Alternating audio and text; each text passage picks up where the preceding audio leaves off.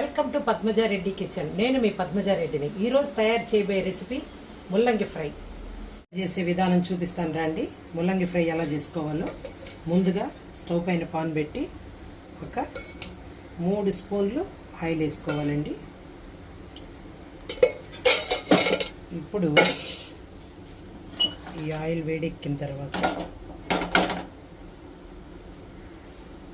కొంచెం వేడెక్కిన తర్వాత ఇందులో కొంచెం ఆవాలు, కొద్దిగా జీలకర్ర అంటే హాఫ్ టీ స్పూన్స్ సరిపోద్ది, 1 స్పూను పచ్చెనగపప్పు, 1 స్పూను మినప్పప్పు వచ్చేలాగా మనం పోపు దినుసులు వేసేసుకోవాలి. వీటిని కొంచెం వేగనిస్తాము. పోపు వేగిందండి. ముందుగా ఇందులో మనం చిన్న ఉల్లిగడ్డని చిన్న చిన్న ముక్కలుగా కట్ చేసి పెట్టామండి, వేసుకోవాలి. ఇందులోనే ఒక 2 పచ్చిమిర్చి సన్నగా తరిగి పెట్టాను. ఇప్పుడు ఇలా అటు ఇటు కలిపెడతా ఇందులో ఒక 4 వెల్లుల్లి పచ్చగా దంచి పెట్టుకున్నాము. ఒక 2 ఎండుమిర్చిని అలా చీల్చి పెట్టాను. ఈ పోపుని కొంచెం బాగా అంటే ఈ ఉల్లిపాయలు ఉన్నాయి కదండి, కొంచెం మెత్తగా అయిందాక ఇలా వేగనిస్తాను. ఉల్లిపాయలు కొంచెం మెత్తబడ్డాయండి, మరీ ఎక్కువ బ్రౌన్ కలర్ రావాల్సిన అవసరం లేదు. ఎందుకంటే ఇప్పుడు ఇందులో మనము ముందుగా కట్ చేసి పెట్టుకున్నాం కదా ఇవి ముల్లంగి ముక్కల్ని, ఈ రకంగా సన్నగా కట్ చేసుకుంటేనండి బాగా ఉడుకుతాయి. మీ ఇష్టం రౌండ్లుగా అయినా చేసుకోవచ్చు, మేము మాత్రం ఇలా చేసుకుంటాము. ఇలా కట్ చేసి పెట్టుకున్నవన్నీ ముక్కల్ని ఇట్లా వేసి ఇలా కదుపుకోవాలి, మొత్తం కలిపేసుకోవాలి.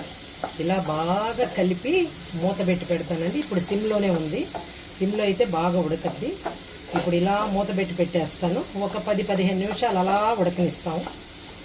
ఇప్పుడు కొంచెం బాగా ఆయిల్లో మగ్గాయండి. ఇప్పుడు మనం 1/2 టీ స్పూన్ పసుపు, తగినంత సాల్ట్ అండి, మనకి ఎంత కావాలో అంత వేసేసుకున్నది. ఇప్పుడు దీంతోనే ఒక 2 కరివేపాకు రెమ్మలు వేసేసాము.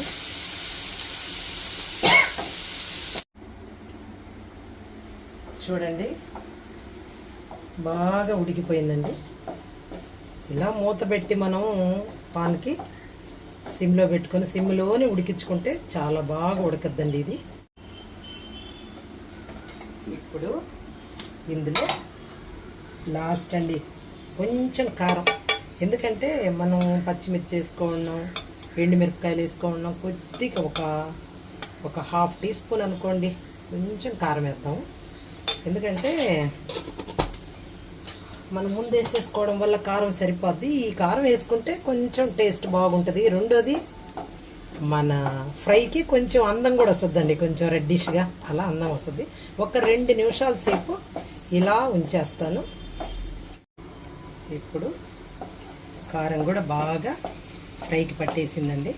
ఇప్పుడు లాస్ట్ ఇంకొంది కదండి, దానికి గార్నిష్ కొత్తిమీర చల్లేసి అలా కదిపేస్తాను. కలిపేసి స్టవ్ ఆఫ్ చేసేస్తానండి. ఈ ఫ్రై రెడీ అయిపోయిందండి. ఇప్పుడు దీన్ని సర్వింగ్ బౌల్లోకి తీసేసుకుంటాను. ఏం లేదండి, చాలా ఈజీగా తయారు చేసుకోవచ్చు ఈ ముల్లంగి ఫ్రైని. మామూలుగా అందరం ఏమనుకుంటాం, ముల్లంగి అనగానే ఏముందిలే సాంబార్లలో వేసుకుంటాం కదా అనుకుంటాము. కాదండి, సాంబార్లోనే కాకుండా ఇలా ఫ్రైలు చేసుకోవచ్చు, రకరకాలుగా చాలా వెరైటీస్ చేసుకోవచ్చండి. అందులో ఈరోజు మీకు ఈ ఫ్రై చేసి చూపించాను. చాలా టేస్టీగా ఉంటుంది. ముల్లంగి మంచి ఆరోగ్యం. మీరు కూడా ఒకసారి ట్రై చేసి చూడండి. మా వీడియోస్ మీకు నచ్చినట్టయితే లైక్ చేయండి, షేర్ చేయండి, సబ్స్క్రైబ్ చేయండి, బెల్ ఐకాన్ ప్రెస్ చేయండి.